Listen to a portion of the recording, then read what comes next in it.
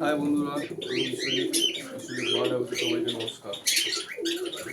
আজ সকালে পাখি থেকে সব ফুডের মধ্যে থাকবে আজকে ভুট্টা, গাজর, বিট। সেই সব ফুডগুলোকে অলরেডি পাখিকে দিয়েছি আমি, আর এখনও পাখিদের রয়েছে এখনও।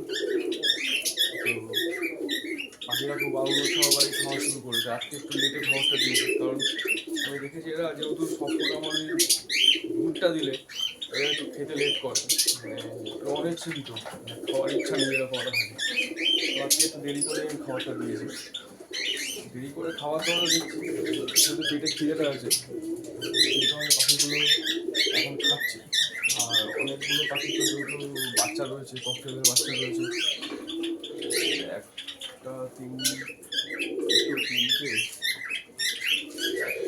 পাঁচটা, মোটামুটি 5টা হাইতে ককটেলের বাচ্চা আছে। সেই কারণে পেটের খাওয়ার চাহিদাটাও একটু বেশি রয়েছে। এদিকে 4টে বাচ্চা বেরিয়ে গেছে। তো আমি তো ওদিকে বেশি করে দিয়েছি, তার কারণ বাচ্চাগুলো যেহেতু ভুট্টাটা খাওয়াটা অভ্যাস করে। কারণ ওরা যেহেতু গম আর এই ডাল ছোলা এইগুলো ভেজানো খাওয়া অভ্যাস আছে। ভুট্টাটা বাচ্চাগুলো যদি না খায় এখন, তাহলে ভুট্টাগুলো পরে আর খেতে চাইবে না। তো ওই কারণে ওদেরকেও আমি দিয়েছি, তো ওরাও খাচ্ছে। এদিকে পায়রাদের এখন খেতে দিইনি, পায়রাগুলোকে খেতে দেবো। তো পায়রাগুলোর যে বাচ্চা দুটোর যে পেয়ার আছে, সেই বাচ্চা দুটোকে তো সাইড করে দিয়েছি। আর ওই পাশে যে ব্ল্যাকের সঙ্গে যে হোয়াইটের পেয়ারটা ছিল, সেটাও আমি নিচে ছেড়েছি, যাতে নিচে যে সমস্ত খাবার আমার পড়ে থাকে সেই সমস্ত খাবার জাতীয় একটু ফুটে খায়, তাতে প্রোটিনটা বেশি আছে। সবসময় গম খাচ্ছে, আর নিচে ঘুরলে পায়রা যে ওই কাপড়ের দানা বা বালির কণা যেগুলো থাকে সেইগুলো যে খায়, ওইগুলো খেলে পাখির একটু ভালোই হয়, ডাইজেস্ট সিস্টেমটা ভালো হয়, পায়রা ভালো ডাইজেস্ট হয়। তো সেই কারণে ওদেরকে বাইরে ছেড়েছি। আর এইদিকে দেখুন ওই যে ভুট্টা দিয়েছি, ভুট্টা সব এইগুলো খাচ্ছে। এরও উপরে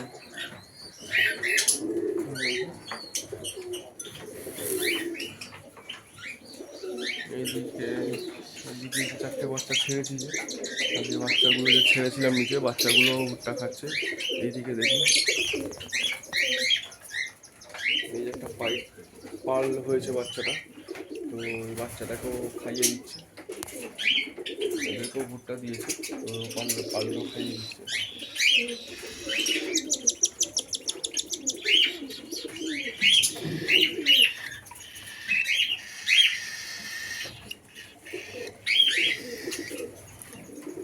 আজকে খাবারটা একটু দেখতে লেটই করেছি, অন্যদিন এতক্ষণে আমার খাওয়ার দাওয়া হয়ে যায়। এখন ঘুরতে বাজে প্রায় 11টা, তো এতক্ষণে আমার পাখির খাওয়ার দাওয়া হয়ে যায়। তো আজকে একটু ইচ্ছা করেই লেট করে দিয়েছি, যাতে ভুট্টাটা ওরা খায়, তো সেই কারণে একটু লেট করে করা। আর কতটা কী খায় দেখা যাক। ভুট্টা দিলে একটুখানি অসুবিধাই হয়, কারণ ভুট্টাটা ওরা ঠিক খেতে চায় না, ভালো লাগে না, মুখে ওদের স্বাদ লাগে না, হয়তো ভুট্টাটা ওই কারণে খেতে চায় না। এদিকে গম দিলে, ছোলা দিলে এইগুলো খুব তাড়াতাড়ি ওরা খেয়ে নেয়। দেখা যাক কত রেখে খায় ভুট্টা।